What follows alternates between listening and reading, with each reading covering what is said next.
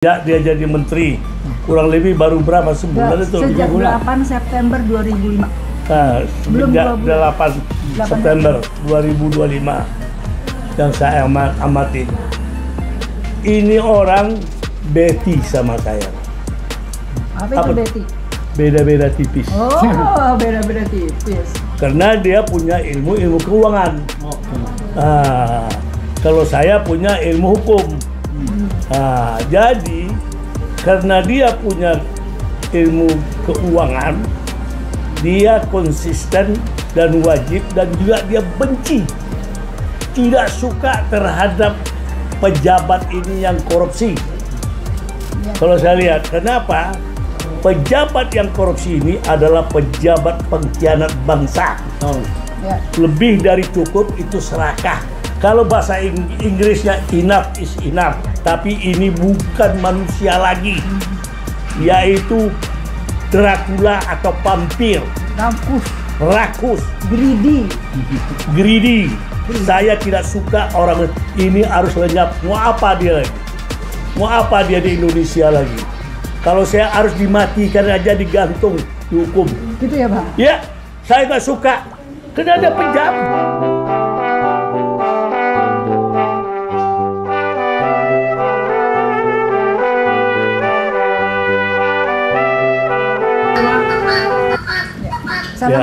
Assalamualaikum warahmatullahi wabarakatuh.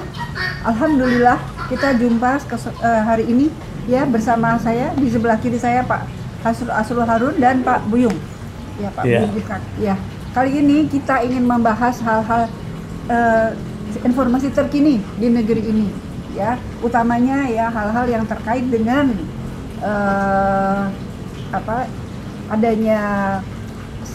adanya pimpinan tertentu atau adanya gejala di masyarakat tertentu ini yang sebetulnya mengabaikan keadilan, kejujuran, kebenaran ya. Untuk itu mungkin kita bisa dengarkan penjelasan dari Pak Hasrul Harun ya, hal-hal yang terkait dengan pengabaian atau hal-hal yang terkait dengan dilanggarnya kejujuran, keadilan, kebenaran yang berusaha kita pertahankan yang selama ini dilanggar oleh orang-orang tertentu. Ya, oleh orang tertentu, oleh pejabat tertentu ya. Namun saat ini gitu ya, muncul seorang tokoh yang baru ditunjuk oleh oleh Pak Prabowo, Menteri Keuangan ya, namanya Pak Purbaya, yang diberi kepercayaan sebagai Menteri Keuangan. Iya. Ya. Silakan, mungkin ada kesan-kesan, ada hal-hal yang menarik untuk disampaikan kepada masyarakat perihal Menteri Keuangan kita yang baru ini. Ya, kalau menurut saya, mungkin saya nanti lebih ke Bang Asrul ya. Menteri Keuangan kita ini kan sepak terjangnya bombastis. Ya. Ya, jadi semua yang dilakukan itu berpatokan kepada Prabowo, bahwa ini untuk kepentingan rakyat. Semua tindakan dia dengan keberanian dia ya, saya melihat Purbaya ini seorang menteri yang berani ya.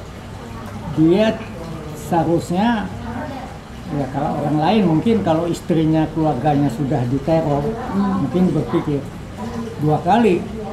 Tapi kenyataannya dia tambah nekat. Mungkin bukan nekat kali ya Bang, tapi berjuang untuk konsisten ya, berjuang membela kebenaran, kejujuran. Kalau Bang Asrul gimana pendapat Bang tentang Menteri Keuangan kita yang baru?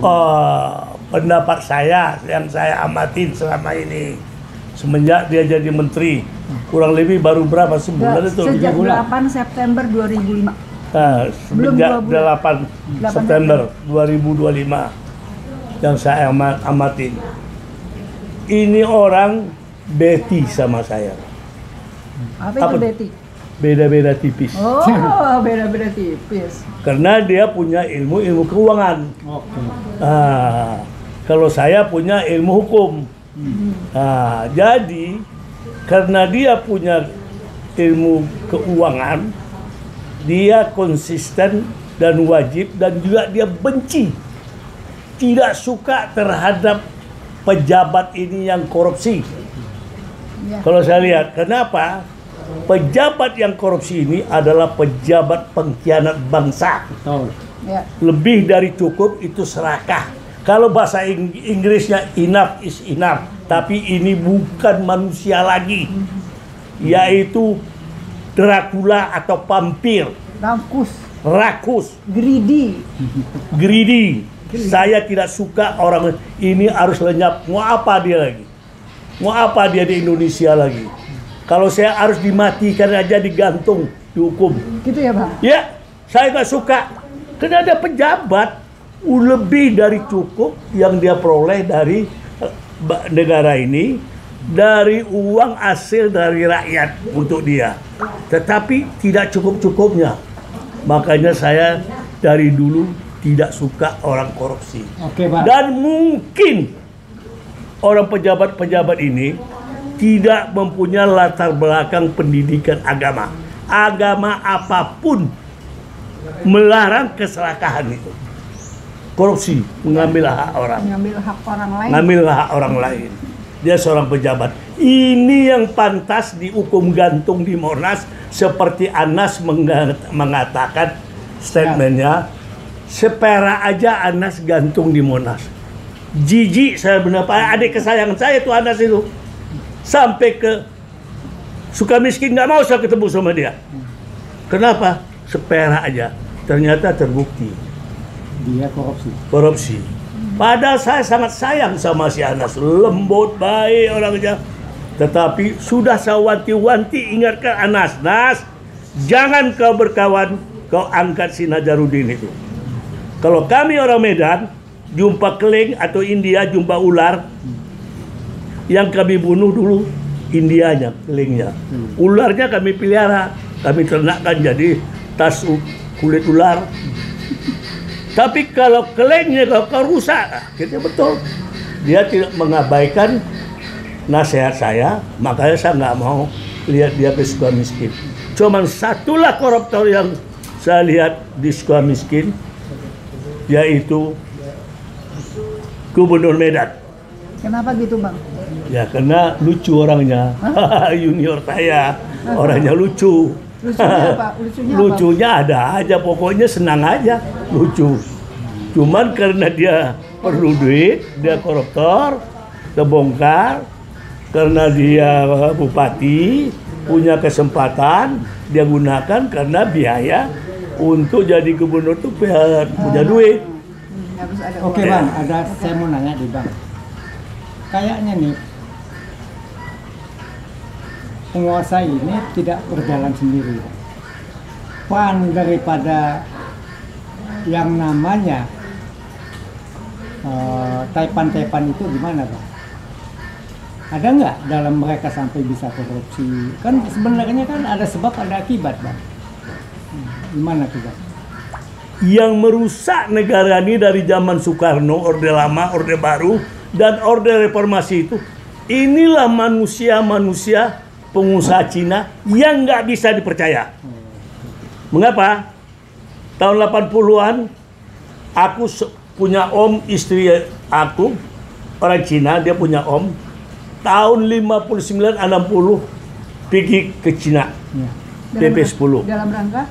Pulang ke negerinya. Karena kena PP10. Ya, pulang. Dokter terkenal di Cirebon. Namanya Dr. Gan. Kalau orang lama di Cirebon orang kenal lah. Istrinya itu adik mertua saya yang paling kecil. Tahun 80 itu saya ketemu, dia udah hijrah ke Hong Kong. Saya bertanya, Om, orang Cina ini Om, yang mana bisa dipercaya Om? Makanya kita itu selalu harus pelajarin watak orang-orang itu. Mengapa, Asrul?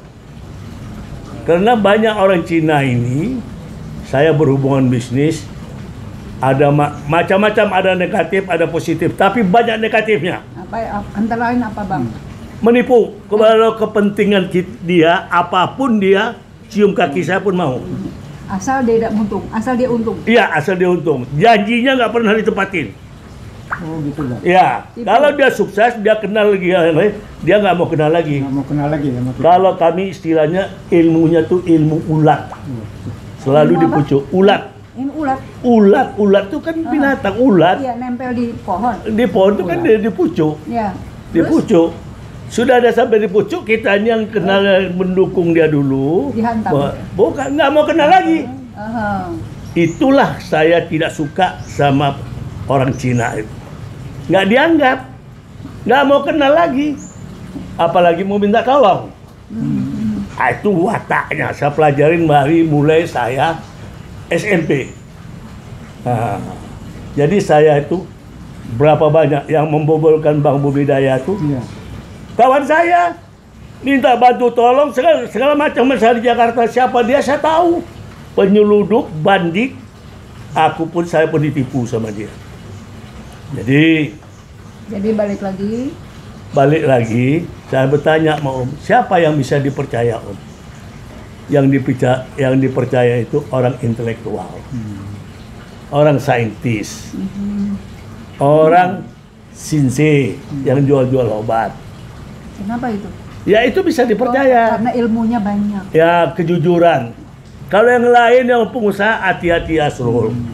Itu bandit semuanya. Dia bilang, itu di Hong Kong dibicarakan sama saya. Mengapa? Itu budaya dia. Mengapa? Menghalalkan segala cara demi mencapai tujuannya. Nah, tahun 80 tuh saya di Hong Kong. Lantas hati-hati. Pertama kau dibesarinnya, udah kau gede, kau dimakannya. Kau bilang udah baik, habis itu kau. Dia kasih tahu lah siapa Mukhtar Yadi itu sama saya. Dia tahu orang Cina Malang. Nah dia ceritakanlah semua ini. Lantas disitulah saya juga berpengalaman. Jadi kalau kau berteman sama orang sinse, intelektual, dokter, jadi saintis, jangan sama pedagang. Habis kau ditipunya nanti katanya. Saya dengar-dengar memang banyak saya perhatikan. Jadi Bang, Yang merusak ekonomi mereka ini menghalalkan segala cara. sebaiknya kita menghadapi mereka seperti apa Bang? Apa mereka tetap harus hidup, tetap di Indonesia apa bagaimana Bang? Ya kembali aja dia ke habitatnya, negerinya. Makanya kalau di negerinya nggak bisa hidup dia, apalagi dengan zaman sekarang nih, mati ditembak. Kita aja mau besar-besarin dia. Oke Bang. Aku samping bencinya aku sama Cina, bini aku dapat Cina. Waduh, Untung dia jadi orang baik. bini abang orang Cina nih? Iya. Waduh. Namanya ya mesti nama Cina. Nah, itu pun pilihan ibu aku orang baik maka. Tapi dia masih Islam Bang. Oh iya sama Hamka aku bawa dari Belanda. Hebat abang. Jadi itulah benci sama orang akhirnya dapatlah Islam. Jadi Sampai nggak boleh 50 benci tahun. Bang, mau Hah? orang nggak boleh benci. Jadi nggak boleh terlalu benci Bang. Iya, tapi apa? Karena aku dikecewakan. Segala macam dibohongin, ditipu dulunya. Abang aja bisa dibohongin, apalagi Ya kita, bagaimana Bang. lah, kita kan berkawan kan. Percaya. Percaya. Ada lagi Pak Meo di Medan itu. Aku ditipuin dia. Tahu nggak, tahun 90, $50.000 aku ditipu sama India. Bayangkanlah itu. Satu-satunya bangsa dan orang atau suku bangsa itu India. Tahun 90, $50.000 aku ditipu. Sampai sekarang dokumennya ada sama aku. Tapi aku mau ya udah, bangga dari larang. Ya. Oke,